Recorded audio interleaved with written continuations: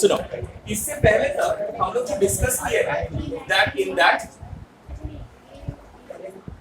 इससे पहले तक हम लोग जो डिस्कस किया है उसमें we have discussed that a charged particle when it is moving it experiences a magnetic field and that magnetic field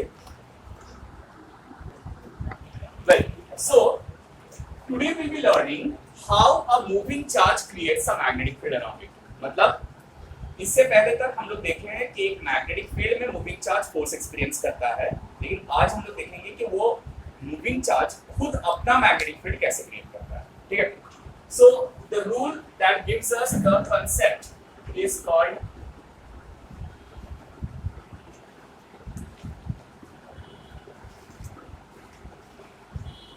it's spelled as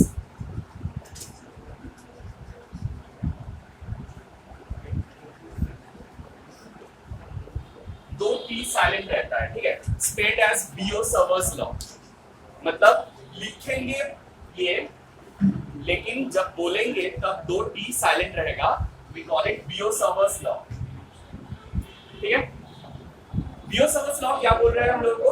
बोल रहे हैं कि कोई भी एक करंट कैरिंग वायर अपने चारों ओर मैग्नेटिक फील्ड क्रिएट कर सकता है, और वो मैग्नेटिक फील्ड कितना होता है वो रिप्रेजेंट कर रहा है. वो बोल रहा है कि कोई भी करंट कैरिंग वायर उसके चारों ओर मैग्नेटिक फील्ड क्रिएट करता है, लेकिन एक पूरा वायर के लिए मैग्नेटिक फील्ड हम लोग डायरेक्टली नहीं निकाल सकते. कैसे निकालते हैं? हम लोग पूरा वायर का एक छोटा सा पोर्शन लेते हैं जिसको हम लोग बोलते हैं करंट एलिमेंट. क्या बोलते हैं? So what is the current element? Current element is a small part of the current carrying wire. So मान लो ये करंट कैरिंग वायर है जिसमें एक छोटा सा पोर्शन dl है. ठीक है. और इसमें जो करंट कैरिड हो रहा है वो I है. Then the current element is given by I dl. Remember it is a vector quantity. dl gives the vector sense. लेकिन करंट जो है वो वेक्टर नहीं है. dl gives it a vector sense. Ideal में ये dl gives it a vector sense. तो current element किसे बोला जाता है समझ में आया? अब बायोसावर्स लॉ बोल रहा है कि the amount of magnetic field created by a small portion of current carrying wire is given by dB. What is dB? dB क्या है? dB is the magnetic field due to this current carrying wire. Now they are saying that dB is directly proportional to the ideal. ठीक है. And it is inversely proportional to the square of the distance from the point where we are finding out the magnetic field. मतलब मान लो ये ideal current element है और इसके लिए हम लोग मैग्नेटिक फील्ड कहाँ निकाल रहे हैं? ये वाला पॉइंट. इस पॉइंट पे मैग्नेटिक फील्ड का. तो इससे और इसका बीच में जो डिस्टेंस है ये क्या है? देन बायोसावर्स लॉ क्या बोल रहा है कि वो करंट एलिमेंट के ऊपर करंट एलिमेंट के साथ डायरेक्टली प्रोपोर्शनल होगा और डिस्टेंस के साथ. लेकिन सिर्फ ये दो नहीं, वो और एक चीज के ऊपर डिपेंड करता है. क्या? ये आइडियल अगर हम लोग वेक्टर क्वांटिटी सोचेंगे और r को भी एक वेक्टर क्वांटिटी सोचेंगे तो इन दोनों के बीच में जो एंगल है ये उसके ऊपर भी डिपेंड करता है. सो कैसे डिपेंड करता है? साइन थीटा से. ठीक है सर. माने it is proportional to the current. It is proportional to the length. dl means it represents length.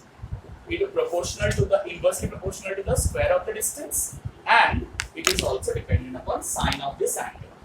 इन किस-किसके बीच में एंगल? आइडियल और r के बीच में. ये आइडियल है और ये r है. So theta is what? Angle between ideal and r vector. Ideal vector और आर वेक्टर के बीच में जो एंगल है वो थीटा. ठीक है. अब कोई भी प्रोपोर्शनल साइन हटाने से हम लोग क्या करते हैं? वहां पर एक कांस्टेंट डालते हैं और यहाँ पर वो कांस्टेंट है mu naught by 4 pi.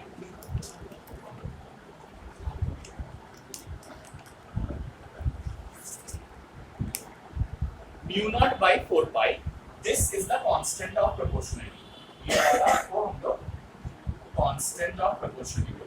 Now you can understand ये म्यू फिर नीचे एक नॉट, ये कुछ तो रिप्रेजेंट करता होगा। हाँ, so this mu represents permeability. যেরকম এপসিলন ছিল permittivity, this mu represents permeability, and the mu naught represents permeability of free space. Permeability of vacuum. Vacuum means free space. Permeability of free space. Is that clear? अब एक बहुत important चीज, ये जो हम लोग इक्वेशन लिखे, this the scalar equation of what? Bio-Savart's law. Bio-Savart's law का क्या इक्वेशन है? लेकिन you know dv is a vector quantity, मतलब मैग्नेटिक फील्ड क्या क्वांटिटी है? So it should also have a directional sense. तो अगर हम लोग इसको वेक्टर इक्वेशन रिप्रेजेंट करना चाहते हैं तो it comes out to be like this, dv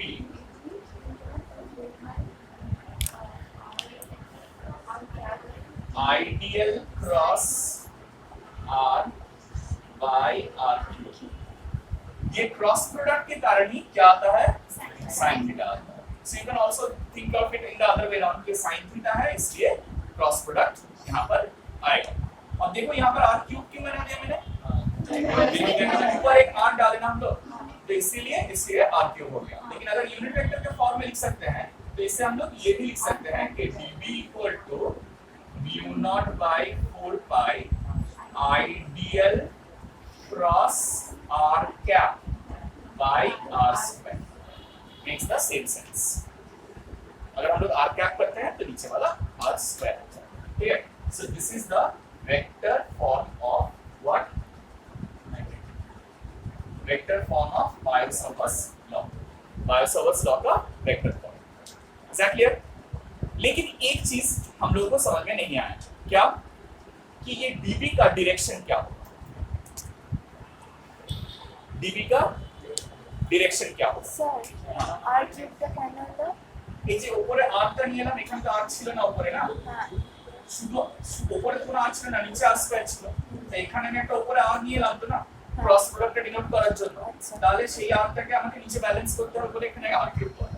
আর যখন আমি এটা r ভেক্টর না করে r ক্যাপ করছি, r ক্যাপ মানে তো ইউনিট ভেক্টর, মানে এর তো কোনো ম্যাগনিটিউড নেই, তখন নিচেরটা r square. Is that clear? हां सर ऊपर में तो r जो वेक्टर का फॉर्म है ना, नीचे में तो मैग्नीट्यूड है। हां, तो एक वेक्टर बाय मैग्नीट्यूड ही तो r कैप होता है ना। हां, तो ऊपर में वेक्टर फॉर्म और नीचे मैग्नीट्यूड फॉर्म में कर सकते हैं। मतलब आप ऊपर में r नहीं, ऊपर में मैंने क्रॉस प्रोडक्ट फॉर्मेट लाया ना, r मैग्नीट्यूड फॉर्म में रखे ऊपर में। देखो ऊपर में हम लोग क्या किए, न्यूमरेटर में यहाँ पर वेक्टर साइन डाले थे नहीं, मतलब ये स्केलर वैल्यू था ना। तो जैसे ही हम वेक्टर यहाँ पर लेके आए तो राइट हैंड साइड में भी कोई वेक्टर के ऊपर डिपेंड करना चाहिए वो। तो राइट हैंड साइड में तो सिर्फ एक ही वेक्टर था dl और उसके साथ sin थीटा भी था ना। तो हम लोग ऐसे dl sin थीटा, जब sin थीटा कब आता है? जब क्रॉस प्रोडक्ट करते हैं तभी आता है। किसके साथ क्रॉस प्रोडक्ट करेंगे? dl और r ही तो वेक्टर है जिन लोगों के बीच में एंगल थीटा है, तो इसीलिए एक r वेक्टर हम लोग को लाना पड़ेगा ऊपर। लेकिन जब r वेक्टर ऊपर ला रहे हैं, नीचे हम लोग वेक्टर नहीं डाल रहे हैं, नीचे हम लोग उसका जो मैग्नीट्यूड है सिर्फ वो मैग्नीट्यूड डाल रहे हैं, ठीक है? अब यहाँ पर देखो ये जो r वेक्टर है, look at this very carefully, यहाँ पर r vector by r square जो है, इसको हम लोग बेसिकली क्या किए, mu naught by 4 pi ideal cross bye r square cross r vector by r हम लिख सकते हैं। जो r क्यूब है इसको r स्क्वायर इनटू ये फॉर्म में लिख सकते हैं। So this quantity is nothing but r cube. ये क्वांटिटी यूनिट वेक्टर है। यहाँ पर पढ़े? Is that clear? हाँ या ना? समझ में आया सब लोगों का? ये लिख लिए सब लोग? जल्दी से कॉपी कर लो जिन लोगों ने नहीं किया। सब लोग कॉपी कर लिया? Well now the thing is, ये सिर्फ एक स्मॉल एलिमेंट के लिए है, मतलब द करंट एलिमेंट, सिर्फ करंट एलिमेंट मतलब एक छोटा सा पार्ट के लिए।